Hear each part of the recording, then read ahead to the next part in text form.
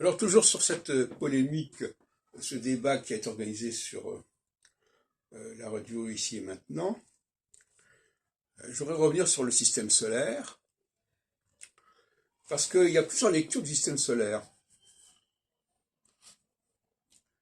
Certains y voient l'explosion de la nature, c'est la nature, ça fait partie de la nature. Et moi, au contraire, j'y vois quelque chose de l'ordre de la culture, c'est-à-dire un système solaire qui effectivement utilise des éléments de la nature, mais qui les recycle à sa façon, et le recyclage en lui-même est déjà quelque chose qui n'est pas naturel. C'est pour ça que j'ai beaucoup travaillé sur le recyclage.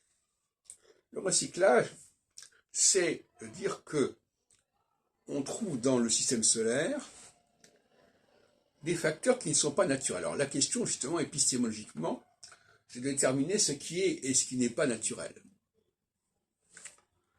Et ce qui n'est pas naturel, c'est intéressant parce que ça n'est ni de l'ordre de la divinité, ni de l'ordre de la nature, ni de l'ordre de l'humanité, parce que l'humanité n'est pas capable de travailler sur le système solaire.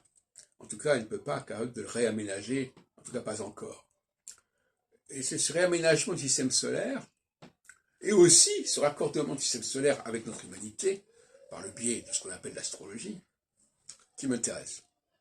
C'est vrai que je pense que l'astrologie, les astrologues, ne devraient avoir pour idée de Dieu ni celle de la nature, ni celle de la culture.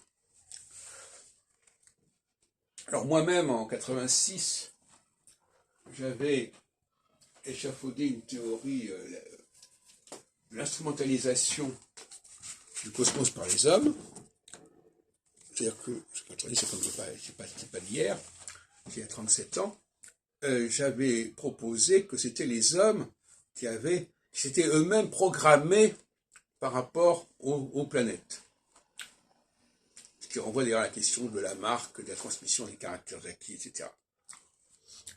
Et une thèse qui me paraissait assez séduisante, parce que ça permettait de résoudre le problème, apparemment.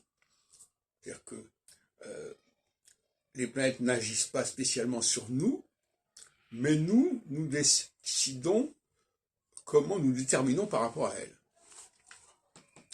Et puis j'ai abandonné cette piste, qui me paraissait finalement un peu insoutenable, quelque part, pour proposer effectivement que c'était des civilisations extraterrestres qui avaient programmé le système solaire, qui l'avaient réaménagé, et qui l'avaient aménagé en rapport avec nous, avec notre Terre, d'où ma lecture du premier verset du livre de la Genèse. Dieu créa le ciel et la terre. Donc, qu'est-ce que c'est que ce ciel qui vaut pour la terre?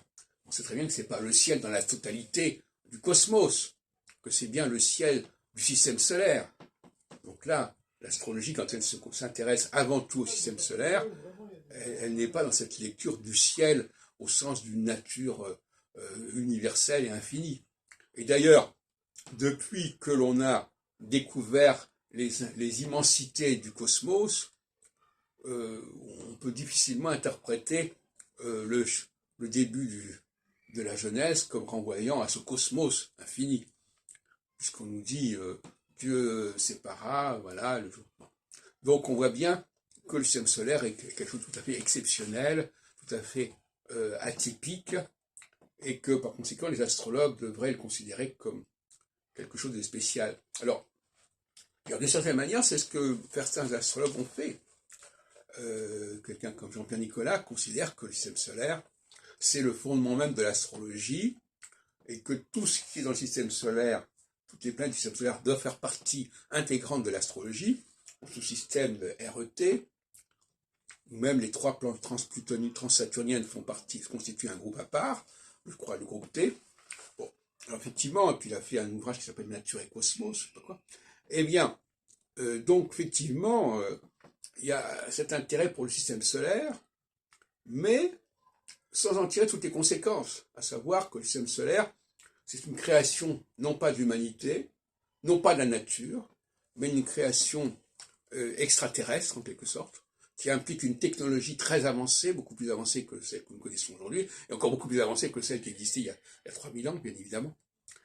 Et donc c'est dans cette, mais malgré tout dans notre monde actuellement technologique, et même le monde de l'intelligence artificielle, on comprend beaucoup mieux ce qui a pu se produire. Parce que nous-mêmes, nous nous rapprochons quelque part, progressivement, de ce qu'ont pu être les dieux qui étaient à l'origine de notre humanité, en tout cas de notre société, etc.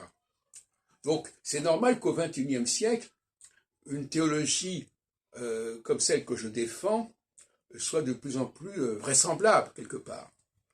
Et qu'on s'aperçoive qu'effectivement, notre humanité, si elle était plus avancée, si elle avait beaucoup plus progressé, aurait été capable de construire tout ce système solaire, tout ce système biotechnologique que nous connaissons, enfin que l'astrologie suppose exister.